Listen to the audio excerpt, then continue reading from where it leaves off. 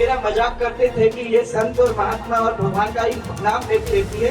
मैंने कहा काम तो तभी होता है जब संत और महात्मा के द्वारा आप ईश्वर तक पहुंच सकते हो, जब आप ईश्वर के अंदर विश्वास करते हो और संत और महात्मा का आशीर्वाद लेके चलते हो, तो कौन आपको रोक सकता है। जिसके सिर पर गुरु का हाथ हो, जिस पर भगवान का आशीर्वाद हो, भला उसे कौन रोक सकता है। अलवर पहुंची वसुंधरा राजे सिंधिया का उत्साह 7वें आसमान पर था। मोदी के जाने और अमित शाह के आने के बाद महारानी के चेहरे पर जो मुस्कुराहट दिखी थी, अब उसका असर भी दिखाई देने लगा है। शाह और नड्डा से मिलकर वसुंधरा इतनी खुश दिख रही थी मानो कोई खोई हुई चीज वापस मिल गई हो। वसुंधरा राजे अलवर जिले के बलदेवगढ़ पंचायत में सेन समाज के धार्मिक कार्यक्रम में पहुंची थीं। यहां सैकड़ों लोगों के बीच पहुंची राजे ने खुलकर अपने दिल की बात की। राजे ये वादा करके भी गईं कि सत्ता में आने के बाद बीजेपी इस इलाके का पूरा विकास करवाएगी, कहीं से भी पैसों की कोई कमी नहीं आने दी जाएगी।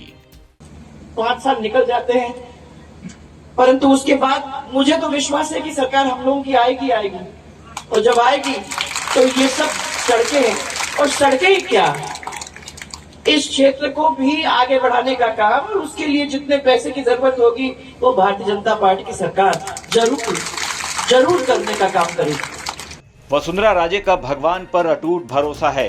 राजे पहले भी कह चुकी हैं कि वो भगवान के ही भरोसे हैं, क्योंकि जो भी भगवान के भरोसे रहता है, भगवान उसे भव सागर से पार जरूर लगाते हैं।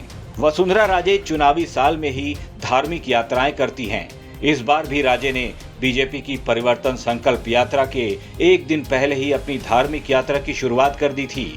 देव दर्शन के बहाने वसुंधरा राजे लोगों के बीच पहुंच रही हैं, अपनी पहले वाली लोकप्रियता को तलाश रही हैं। राजे जहां भी जा रही हैं, लोगों की भारी भीड़ जुट रही है।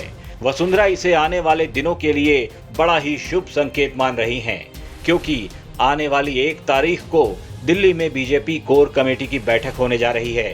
राजस्थान को लेकर दिल्ली में मंथन चलेगा, जिसके बाद उम्मीदवारों की लिस्ट भी जारी की जा सकती है। इधर वसुंधरा राजे धार्मिक कार्यक्रमों में पहुंच रही हैं, तो प्रधानमंत्री मोदी भी 2 अक्टूबर को चित्तौड़गढ़ के सांवलिया सेठ मंदिर में आएंगे, जहां एक आम सभा को संबोधित भी करने का प्रोग्राम है।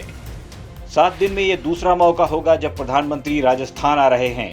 इससे पहले 25 सितंबर को जयपुर में बीजेपी की परिवर्तन संकल्प यात्रा के समापन के मौके पर मोदी ने मंच पर भाषण दिया था, तब वसुंधरा नजरअंदाज रही। लेकिन अब शायद मोदी जिस मकसद से फिर से राजस्थान आ रहे हैं, राजे ने उस मकसद को पूरा करने में अभी से पूरा जोर लगा दिया है। वसुंधरा राजे को उम्मीद है कि 25 सितंबर को ना सही तो 2 अक्टूबर को जरूर कोई शुभ समाचार मिल सकता है। राजस्थान तक के लिए अलवर से हिमांशु शर्मा की रिपोर्ट।